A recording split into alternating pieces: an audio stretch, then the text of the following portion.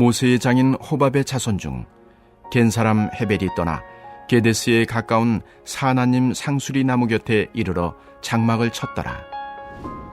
아비노함의 아들 바락이 다볼산에 오른 것을 사람들이 시스라에게 알림해 시스라가 모든 병거 곧 철병거 900대와 자기와 함께 있는 모든 백성을 하로셋 학고임에서부터 기손강으로 모은지라. 드보라가 바락에게 이르되 일어나라. 이는 여호와께서 시스라를 내 손에 넘겨주신 날이라. 여호와께서 너의 앞서 나가지 아니하시느냐 하는지라. 이에 바락이 10,000명을 거느리고 다볼산에서 내려가니 여호와께서 바락 앞에서 시스라와 그의 모든 병거와 그의 온 군대를 칼날로 혼란에 빠지게 하시매 시스라가 병거에서 내려 걸어서 도망한지라. 바락이 그의 병거들과 군대를 추격하여 하루셋 학고임에 이르니 시스라의 온 군대가 다 칼에 엎드려졌고 한 사람도 남은 자가 없었더라. 시스라가 걸어서 도망하여 겐 사람 헤벨의 아내 야엘의 장막에 이르렀으니 이는 하소랑 야빈과 겐 사람 헤벨의 집 사이에는 화평이 있음이라. 야엘이 나가 시스라를 영접하며 그에게 말하되 나의 주여 들어오소서. 내게로 들어오시고 두려워하지 마소서 하매 그가 그 장막에 들어가니 야엘이 이불로 그를 덮으니라. 시스라가 그에게 말하되 청하노니 내게 물을 조금 마시게 하라. 내가 목이 마르다 하매 우유 부대를 열어 그에게 마시게 하고 그를 덮으니 그가 또 이르되 장막문에 섰다가 만일 사람이 와서 내게 묻기를 여기 어떤 사람이 있느냐 하거든 너는 없다 하라 하고 그가 깊이 잠드니 헤벨의 아내 야엘이 장막 말뚝을 가지고 손에 방망이를 들고 그에게로 가만히 가서 말뚝을 그의 관자놀이에 박으며 말뚝이 꿰뚫고 땅에 박히니 그가 기절하여 죽으니라. 바락이 시스라를 추격할 때에 야엘이 나가서 그를 맞아 그에게 이르되 오라 내가 찾는 그 사람을 내가 네게 보이리라 하매 바락이 그에게 들어가 보니 시스라가 엎드려져 죽었고 말뚝이 그의 관자놀이에 박혔더라.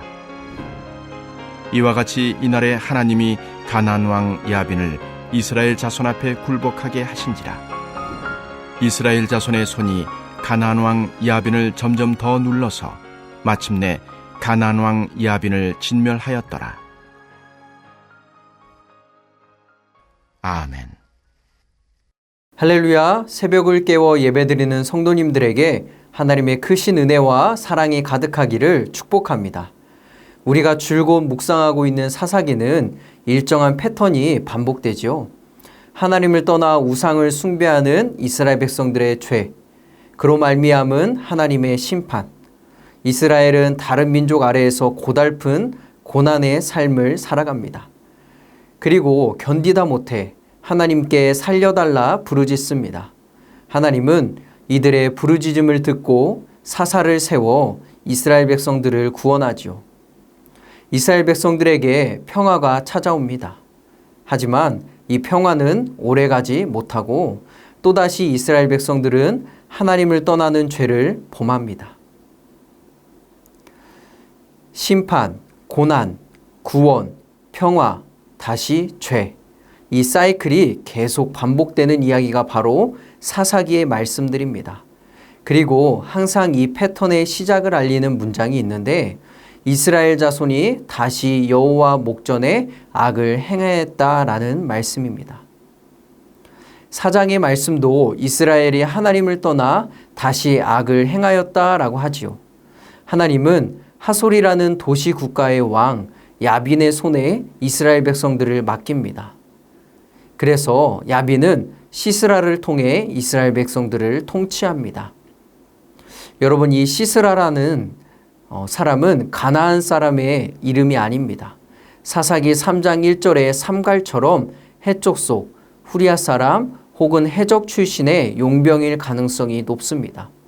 어찌됐든 오늘 말씀에서 바락과 시스라가 전쟁을 하기 위해서 다볼산에서 만납니다.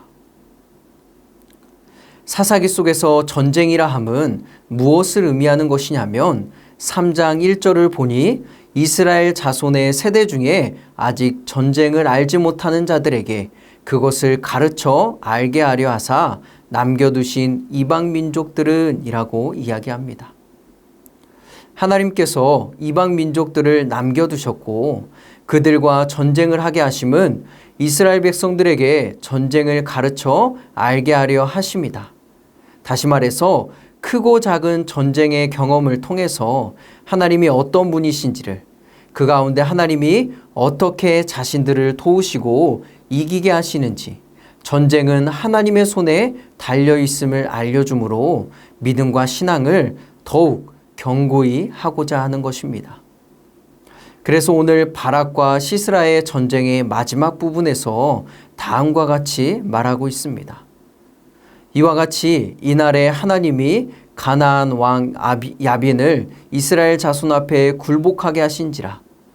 여러분, 누가 야빈을 굴복시켰다라고 합니까? 하나님께서. 하나님이 바락과 시스라의 전쟁의 주관자시오 전쟁의 승과 패가 하나님께 달려있음을 전합니다. 13절의 말씀을 보니 바락이 많은 사람들을 이끌고 다볼산에 올랐다라는 이야기를 듣고 시스라 또한 사람과 무기를 모으는데 이르기를 철병거 900대와 자기와 함께 있는 모든 백성들을 바로 그곳에 기송강으로 모았다라고 이야기합니다. 철병거를 앞세워 최강의 군사력을 자랑하며 모여들었습니다. 인간적으로 보면 이길 수 없는 군대입니다. 하지만 이들 모두는 어떻게 됩니까? 15절에서 16절의 말씀을 우리 함께 읽어보도록 하겠습니다. 여호와께서 바락 앞에서 시스라와 그의 모든 병거와 그의 온 군대를 칼날로 혼란에 빠지게 하시매 시스라가 병거에서 내려 걸어서 도망한지라. 바락이 그의 병거들과 군대를 추격하여 하루셋 학고임에 이르니 시스라의 온 군대가 다 칼에 엎드려졌고 한 사람도 남은 자가 없었더라. 이들은 아마 자신만만했을 것입니다. 왜냐하면 자신들의 손에는 강력한 무기가 쥐어져 있었기 때문이죠. 그런데 한번 상상해 보십시오. 당연히 이길 것 같은 싸움에서 밀리니 당황스러웠을 것입니다. 그러니 혼란에 빠지게 됩니다. 시스라는 병거에서 내려 걸어서 도망가고 그의 온 군대들은 다 칼에 엎드려져 한 사람도 남은 자가 없습니다. 여기서 주목할 것은 이 모든 일을 하신 분은 여호와 하나님이다라는 사실입니다. 15절을 보니 여호와께서라고 전쟁의 주체를 분명히 밝히십니다. 즉 승리의 영광을 전적으로 여호와 하나님께 돌리고 있습니다. 이스라엘이 잘해서가 아니라 하나님이 이스라엘을 도우셔서 시스라의 병거와 군대를 바락 앞에서 혼란에 빠뜨리고 그리고 또 도망가게 하셨습니다. 여러분, 이와 같은 장면이 우리가 잘 아는 출애굽기 14장에서도 등장하지요. 출애굽한 이스라엘 백성들을 뒤로 애굽의 군대가 무섭게 쫓아오는 가운데 앞에는 홍해가 가로막고 있습니다. 항복하거나 죽거나 두 길밖에 없습니다. 그런데 14장 24절의 말씀을 보면 새벽에 여호와께서 불과 구름 기둥 가운데서 애굽 군대를 보시고 애굽 군대를 어지럽게 하셨다라고 전하고 있습니다. 여호와 하나님께서 시스라의 군대를 혼란에 빠지게 하셨다. 애굽 군대를 어지럽게 하셨다. 그러니까 여러분, 성경이 우리에게 계속해서 들려주는 것은 전쟁의 승패와 위기 속에서의 구원은 어떤 인간적인 힘과 사람의 많고 적음, 무기에 달려있는 것이 아니라 하나님께 속했음을 전하고 있습니다. 이스라엘을 대적하는 철병거가 몇백 대가 왔든 아무리 많은 적군들이 몰려왔을지라도 하나님이 이스라엘과 함께 하시니 그들은 모두 패하고 도망갈 수밖에 없습니다. 그러니 우리는 오늘도 담대한 믿음을 가지고 살아가야 합니다. 담대하게 세상과 맞서 싸워 나가야 합니다. 하나님께서 가라, 내가 원수의 목숨을 너의 손에 맡겼다 말씀하실 때 그 말씀에 순종하며 나가 싸워야 합니다. 그런데 하나님께서 나가 싸워라 라고 명령하셨을 때 바락은 어떻게 했습니까? 그 명령 앞에서 망설였습니다. 앞선 말씀에서 드보라가 바락을 게데스에서 부릅니다. 그리고 그에게 말하지요. 하나님 여호와께서 이같이 명령하셨다. 너는 납달리 자손과 스불론 자손 10,000명을 거느리고 다볼산으로 가라. 내가 그를 너의 손에 넘겨주리라. 바락이 전쟁은 하나님께 속했음을 믿는 믿음이 있었다면 아마 맞서 싸웠을 것입니다. 하지만 그는 망설입니다. 하나님의 명령에 선뜻 순종하지 못합니다. 그리고는 드보라를 끌어들이지요. 당신이 나와 함께 가면 가고 당신이 함께 가지 않으면 나도 가지 않겠습니다. 당시의 위대한 사사 드보라를 의지하는 믿음 없는 모습입니다. 그런데 여러분, 이 믿음 없음이, 머뭇거림이 어떤 결과를 가져오냐면 전쟁에서 이기는 승리의 영광을 다른 사람에게 빼앗기는 안타까운 결과로 이어집니다. 바락이 얻을 수 있었던 영광을 대신 얻은 사람이 바로 헤벨의 아내 야엘이라는 사람입니다. 바락이 시스라의 군대를 물리치고 한 사람도 남기지 않았을 때 시스라는 가까스로 걸어서 도망하여 겐 사람 헤벨의 장막에 이릅니다. 여러분, 이 헤벨이라는 사람은 어떤 사람이냐면 모세의 장인 호밥의 자손입니다. 성경 속에서 모세의 장인 이드로의 이름이 여러 개로 나오는데 그중 하나가 바로 호밥입니다. 헤벨은 모세의 장인 이드로의 자손이며 그와 결혼한 사람이 바로 야엘입니다. 가까스로 도망간 시스라는 이 헤벨의 아내 야엘의 장막으로 뛰어 들어갑니다. 시스라가 헤벨의 집안에 몸을 맡긴 것은 상관 하솔의 왕 야빈과 헤벨이 동맹을 맺고 있었기 때문입니다. 두 집안 사이에 화평이 있었다는 것은 동맹 관계가 체계되었음을 뜻합니다. 그러므로 시스라는 야엘이 자신을 보호해 줄 수 있을 것이라 기대했던 것입니다. 야엘은 나가서 시스라를 영접합니다. 두려워하지 말고 내게로 들어오소서. 그리고 장막에 들어가니 야엘이 이불로 그를 덮어줍니다. 또 목이 마르다 하니 우유 부대를 열어 그에게 마시게 하고 그를 돌봅니다. 야엘은 갖은 정성을 쏟아 시스라를 안심시키는 것이지요. 여러분, 한번 생각해 보십시오. 전혀 질 것이라고 생각하지 않았던 전쟁에서 패하였습니다. 예측하지 못한 전쟁을 치르느라 몸과 마음이 얼마나 지쳤겠습니까? 시스라는 잠이 들고 맙니다. 그때 헤벨의 아내 야엘은 깊이 잠든 시스라에게 다가가 그의 관자놀이에 장막 말뚝을 박아버립니다. 여러분, 이스라엘의 원수의 숨통을 마침내 누가 끊습니까? 바락이 아니라 야엘이 끊어버립니다. 후에 바락이 야엘의 장막에 찾아옵니다. 이리 들어와, 너가 찾던 원수가 여기 있다라는 이야기를 들었을 때 아마 바락은 크게 기뻐했을 것입니다.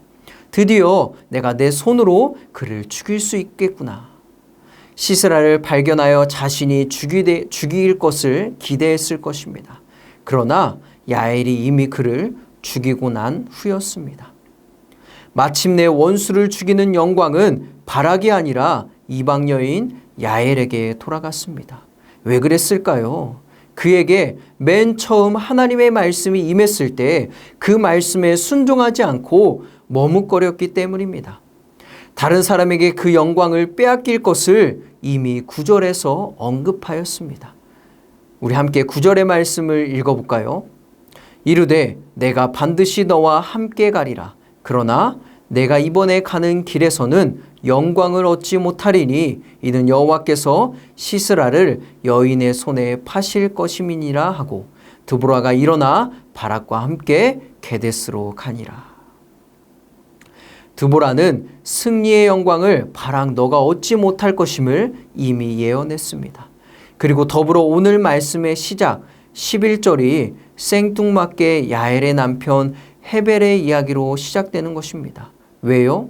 야엘이 바락 대신에 그 영광을 취할 것이기 때문입니다.